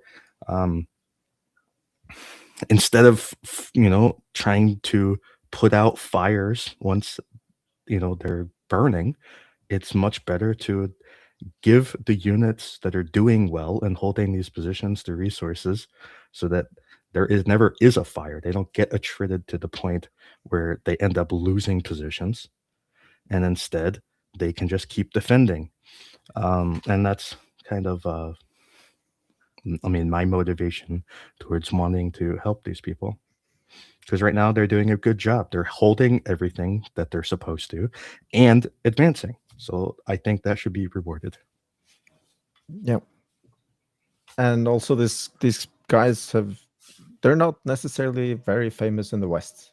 They're really famous in Ukraine, but not a lot of people talk about Khartia in the international space, which I think is a pity. So nice opportunity to give them some more light in the West and also among the Ukraine supporters in the West. It's a very, very professional unit, and they've taken the step up to corps pretty well. It's not an easy task to go from a brigade to a division-sized, division plus, actually, in the case of Khartia element. It's a big transformation.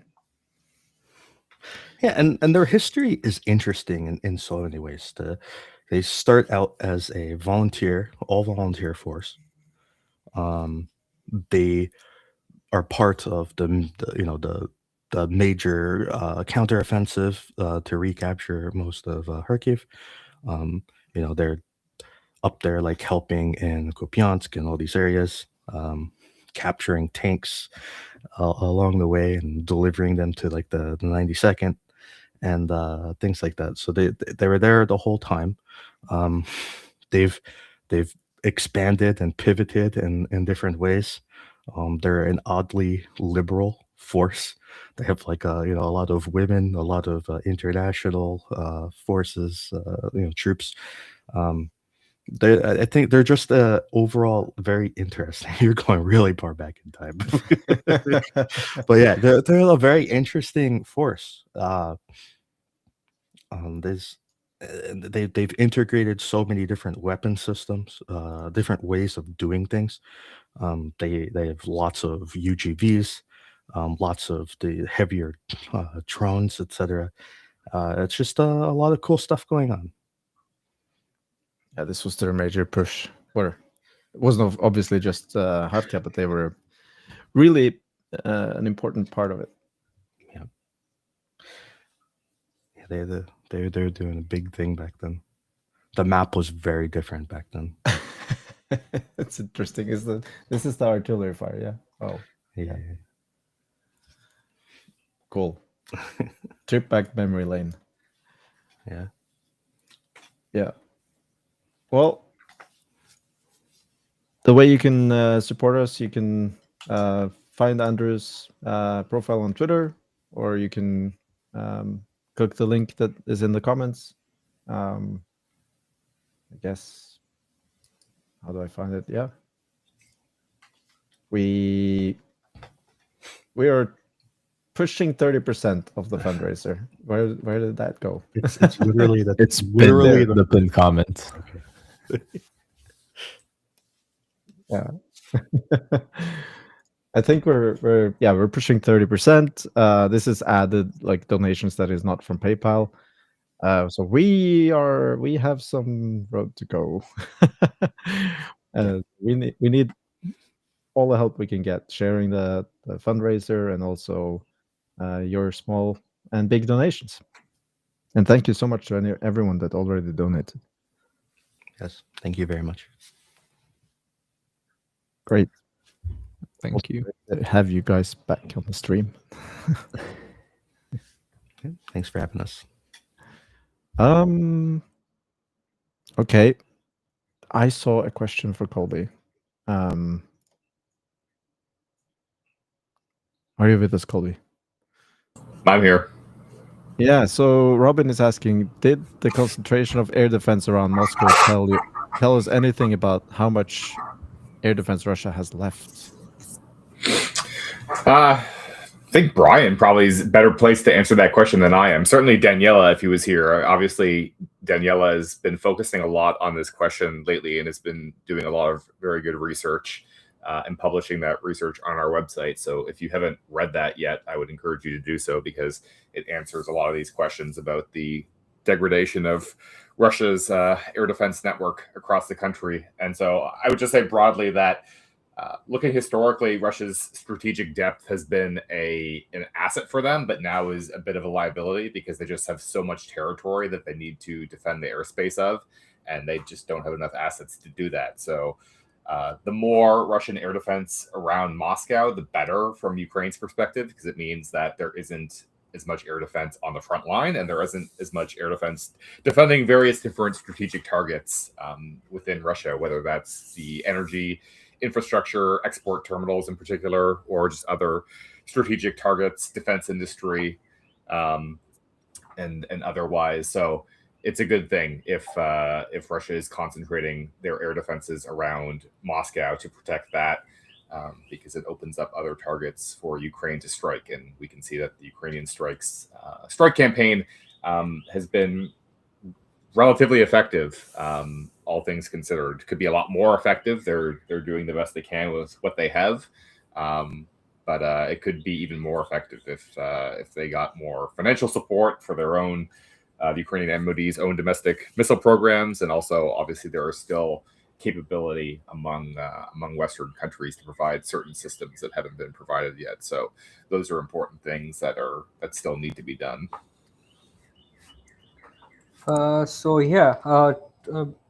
Thank you, Colby. So basically, around Moscow, what I have observed via satellite images is a concentric ring that is being formed around Moscow. I think it's 3 right now. The first one, second one, and the third one. There's going to be 3 rings, which is going to consist of Panzers, short range,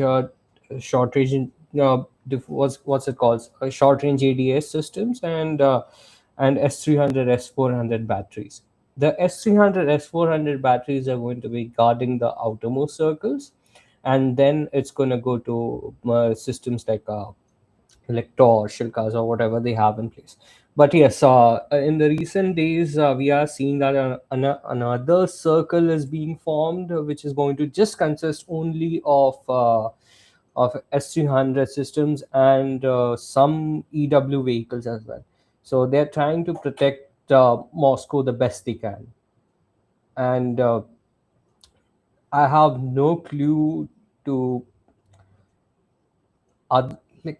I legitimately have no other reason to see Moscow being defended so heavily other than to just Putin say to the people, yeah, during the war, we made sure Moscow was not hit. But while your other regions were taking the brunt of it. There's legit no more like what air defense sites near vital installations like oil facilities. There is none. It's just a single setup sitting and it's just watching. Like what is it supposed to do when a swarm of drones comes by? It's not going to be able to do anything. Yeah, that's a good map over there. But the thing is, I don't know. Zoom out a bit. You can actually see a third circle that is being put in place. Three dots in the outermost regions. So that is the new sort of a ring that is being put into place by the Russians. It's going to consist of S300, S400 systems and some EW vehicles. I think I saw a Krashushka, or see, I'm very bad with pronouncing names. So yeah, so some EW vehicles along with S300, S400 batteries. So I don't know how much of AD is left, because again, Daniel would be a good source for it, but I can tell you where they are placed. I hope that answers a part of your question. Also, I can explain why Moscow is being focused so heavily with a Russian saying, I'm going to translate it, that there is no life outside of the Moscow ring road for Russians who live in Moscow.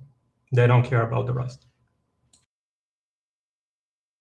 Yeah, I would expand on that to say that, certainly Putin's paranoia is a factor here, but it's much broader than that.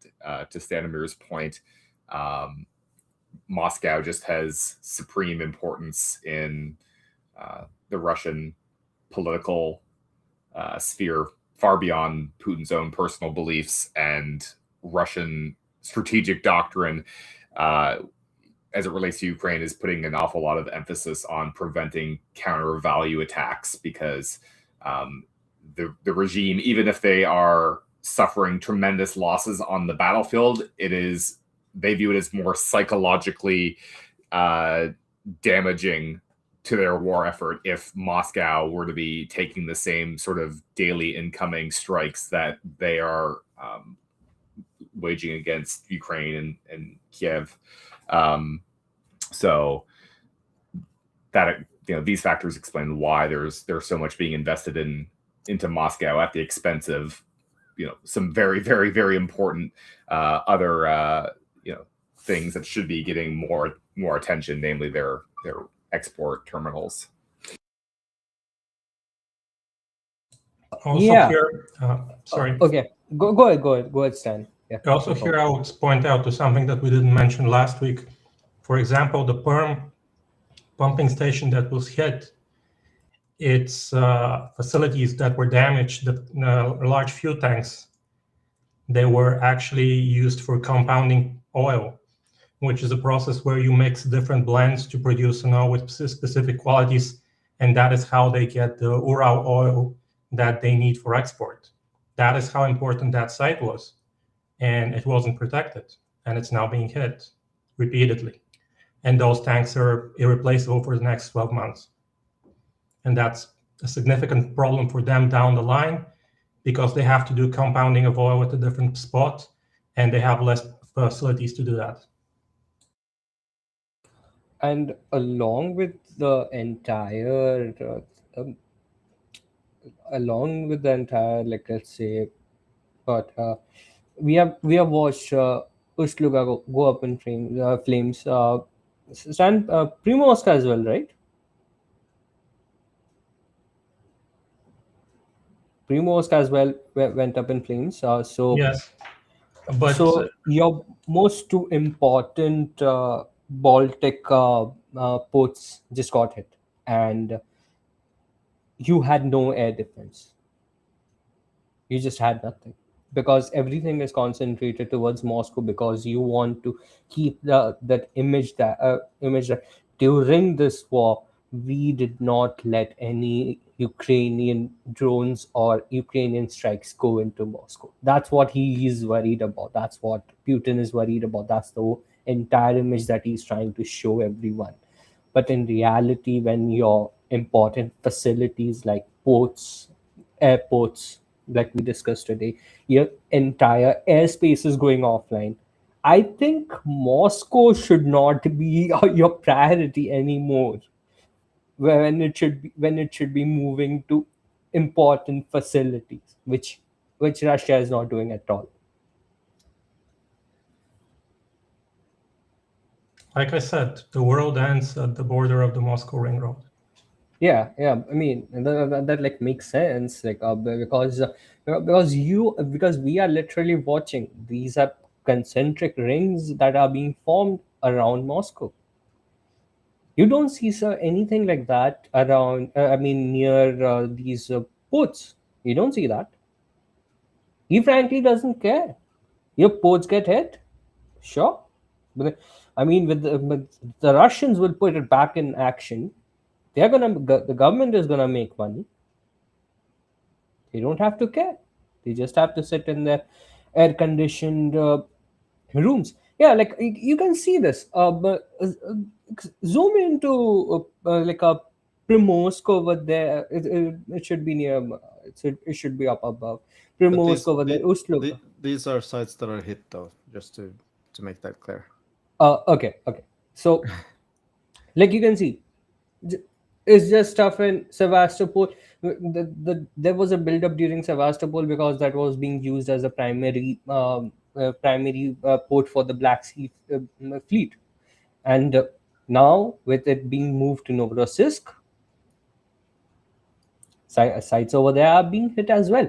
And to put into point that when you're trying to work with AIS data, for example, to see the ships, all you're going to see is concentric rings over there because of GPS jamming, of signal jamming. And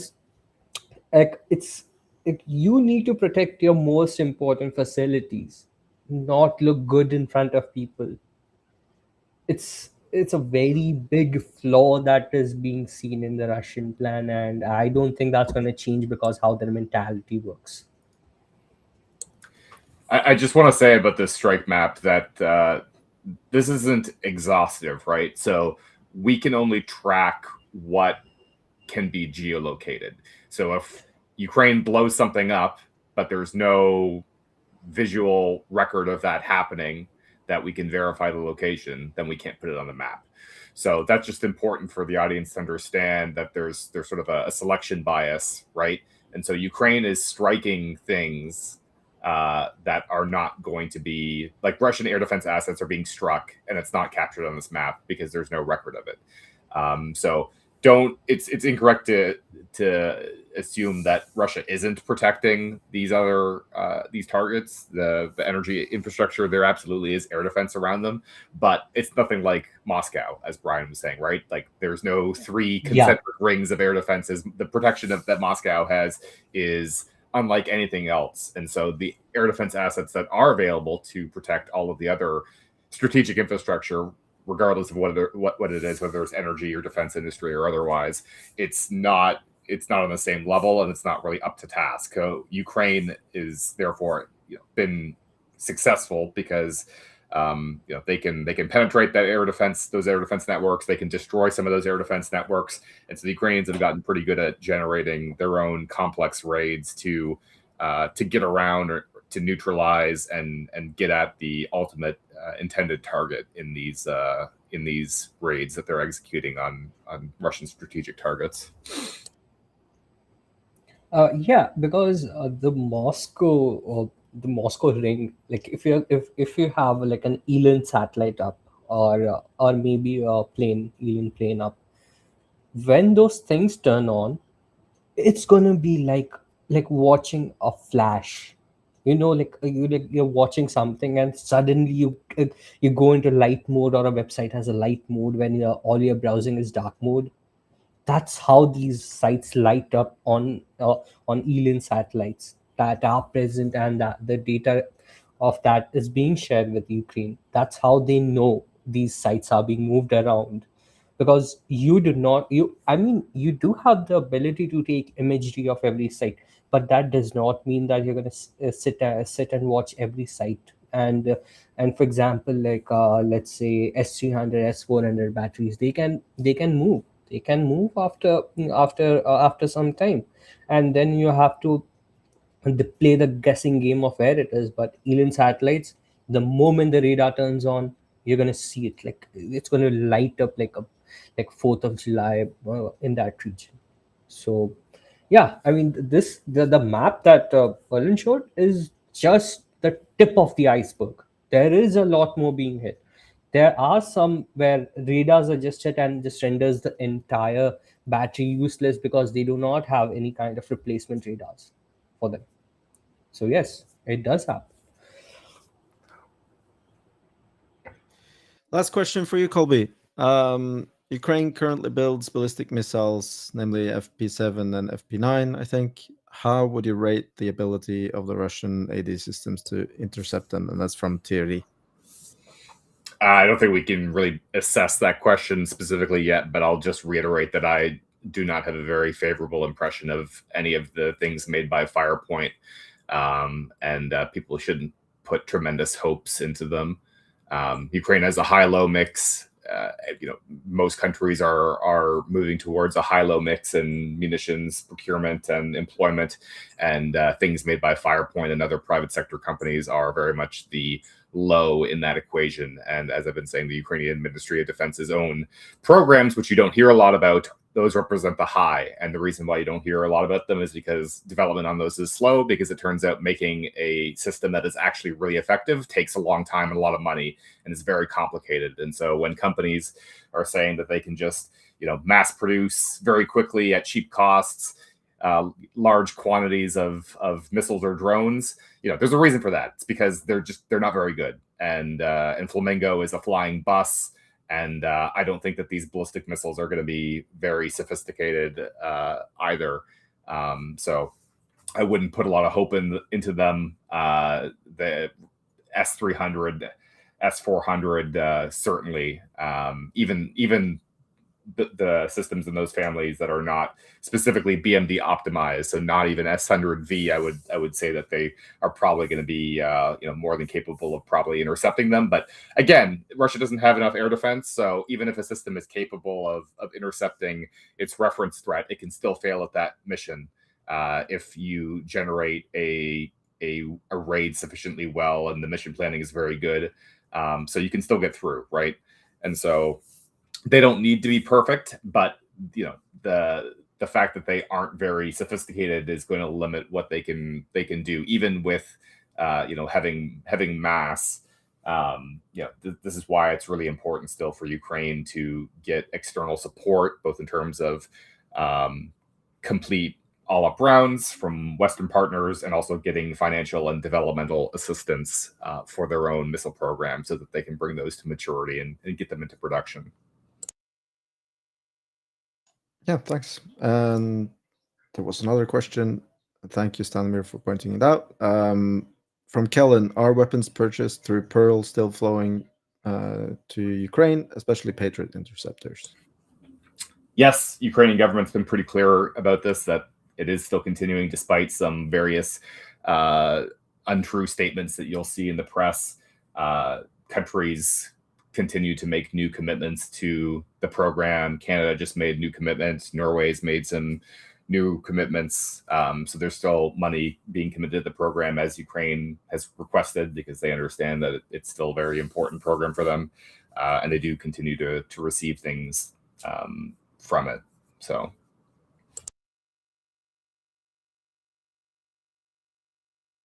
Yeah, I guess that was it. No more questions. Are you going to be back next week, or are you already gone then, Colby? Probably won't be here next weekend. Just for the audience, my day job is going to keep me pretty busy over the summer. So as a general rule, I won't be around on weekends, but I'll here and there I'll still probably be hopping in. But as a general rule, I'm going to be busy on Sundays, so it'll be pretty infrequent when I can pop by until more into September, October. Well, hope to see you again soon on the stream, but otherwise, hope you will have a good summer. I guess that was it for the stream, and I'm taking over Joseph's role, even if he's on the screen. I think he's not here. He had to go out and do some business, but thank you so much for watching the stream. Thank you to Joseph for doing the news. Thank you to Stanimir for doing your comprehensive report on both the Russian oil exports and the economic news from Russia. Thanks to Brian for his annual, hopefully this will be the last of the annual appearances, but you will come by more often. Thank you for updating us on the situation in Rostov with the air traffic controllers, and thank you for Colby for always being present during the last, I guess, 8-9 months, almost every Sunday. And see you again next week, same time. Slava Ukraini. I'm gonna have to say Heroim Slava because I'm usually the one saying it. Heroim Slava. On behalf of the brave.